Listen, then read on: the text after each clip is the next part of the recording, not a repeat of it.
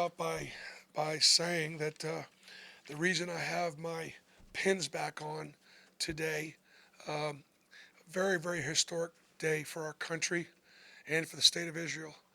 Um, President Trump meeting with Prime Minister Netanyahu, in the first meeting of President Trump for a foreign leader, and they laid some real groundwork for some potential peace and prosperity in the region.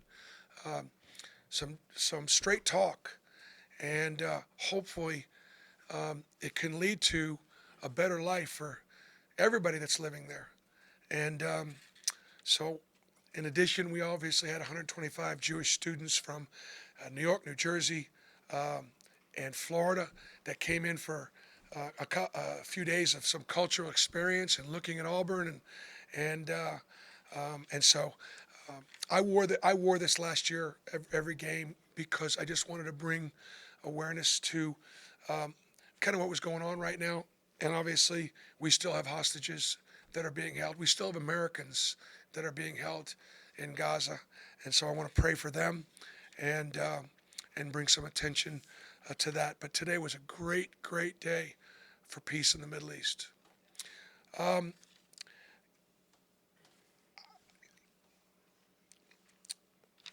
Denver was terrific.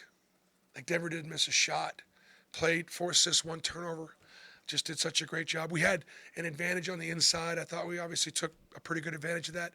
The big key is Oklahoma's one of the better fast-breaking teams in the country. They only had 3 fast-break points. So we did a great job of hurting them on the offensive glass and not getting ourselves beat too badly at all in transition. So I was really pleased with our effort and the fact that once again we continue to take every opponent seriously.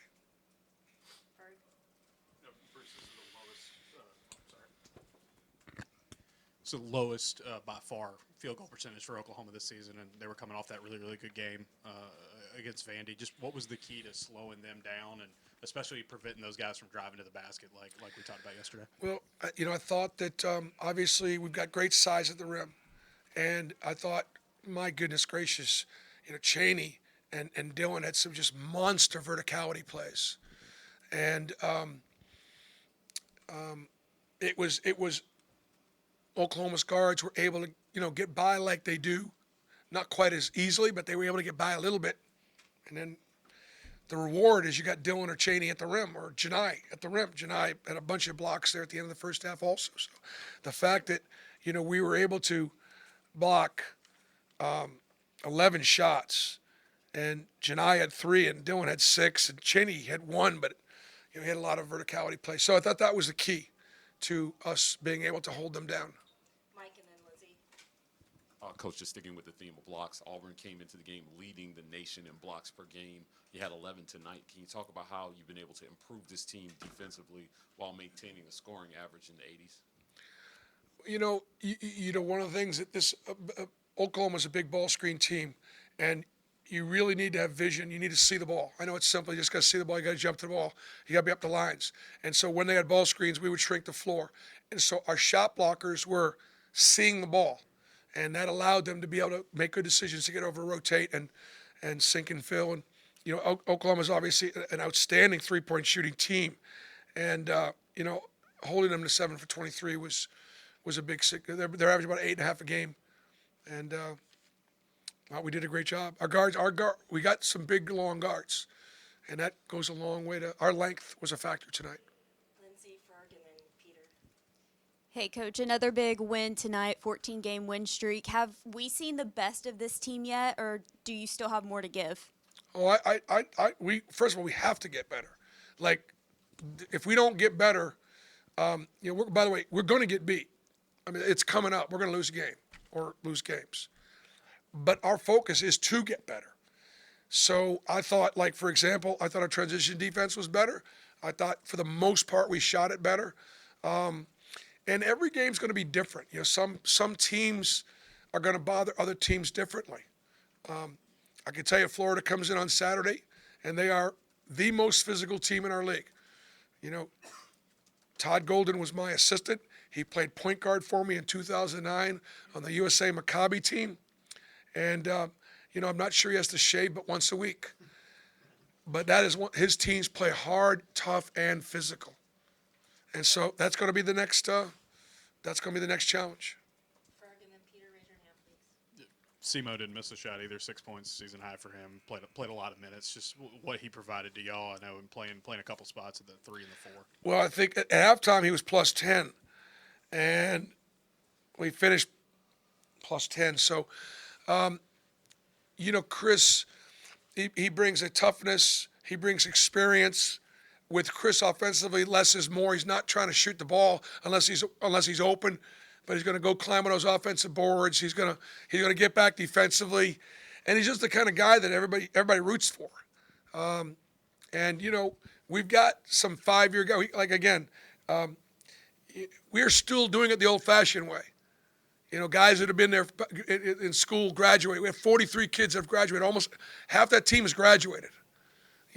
And we got a couple seniors that are going to graduate this spring.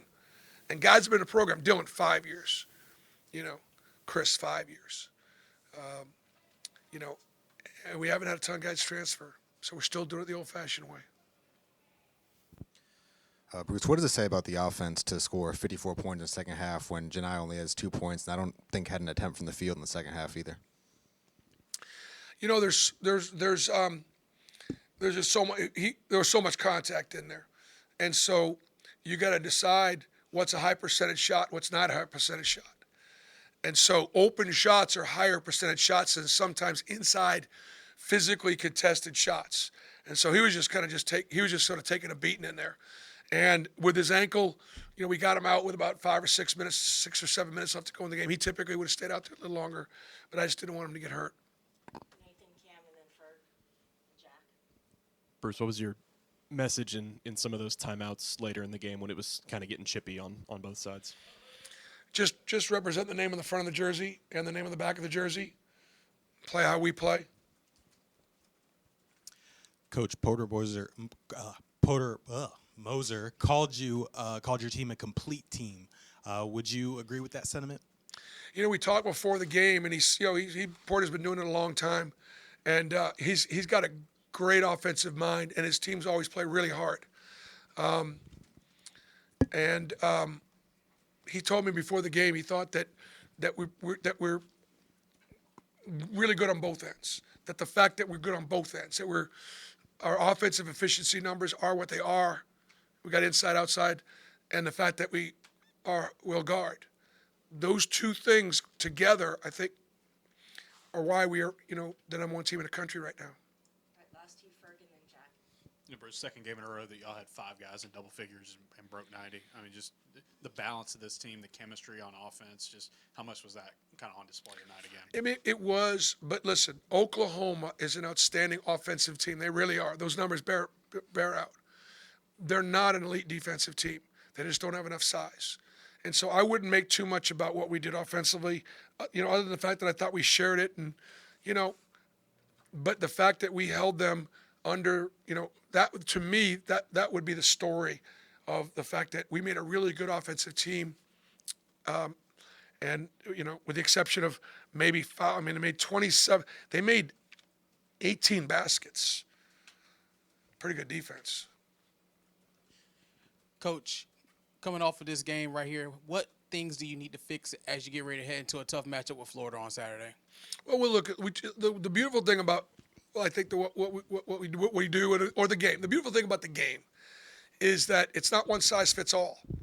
Like Florida is a completely different team than Oklahoma, and so we're going to do some things differently, and we'll figure out what we need to do in our package against what they do. And again, it's all about matchups. So, Thanks, Coach. all right, thank you.